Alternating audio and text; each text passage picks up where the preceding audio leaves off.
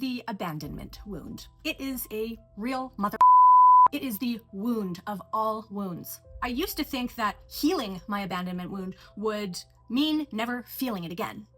But the truth is, healing doesn't mean that it never gets triggered. It means that you no longer abandon yourself in the face of that trigger. So the abandonment wound is the deepest wound that we carry. It's the wound underneath all other wounds. It's the wound underneath the people pleasing. It's the reason we chase, the reason we settle, and the reason we hide.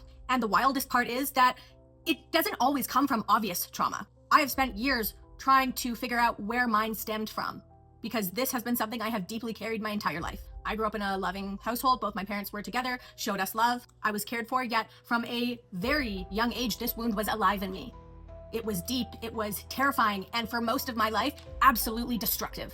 This is not just personal wounding, this is ancestral. This is collected, this is uncoded. It's passed down for generations. It is baked in our DNA. It is rooted in the collective unconscious, especially for those that are light workers, volunteers, and anyone doing spiritual work to help bring the frequency of the planet into 5D. This is what I have channeled. This is what I have downloaded. This is what I truly believe. This wound has been imprinted on our blueprint. Why? Because healing it, that is the job we have been given. That is what has the power to shift the earth.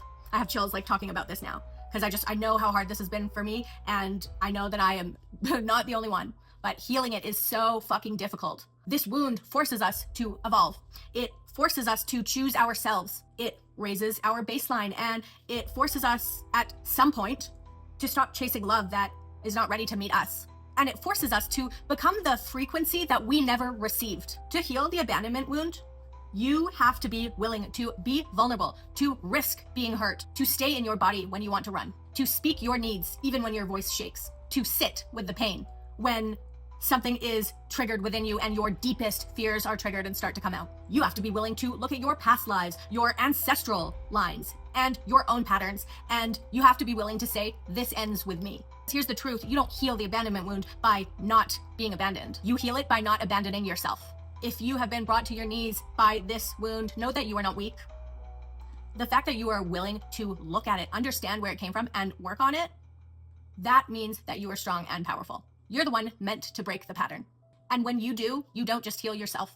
You change the timeline for everyone who comes after you. You change the timeline for those that are struggling right now and need help. And you change the DNA of the future generations of this planet. If you resonate with this message, no matter where you are at in your healing journey and you would like help with it, I do have shadow season readings on my website. If you're fully in this journey, if you're starting or you don't even know where to begin, I'm here to help if you need it. So you can head to my website to book.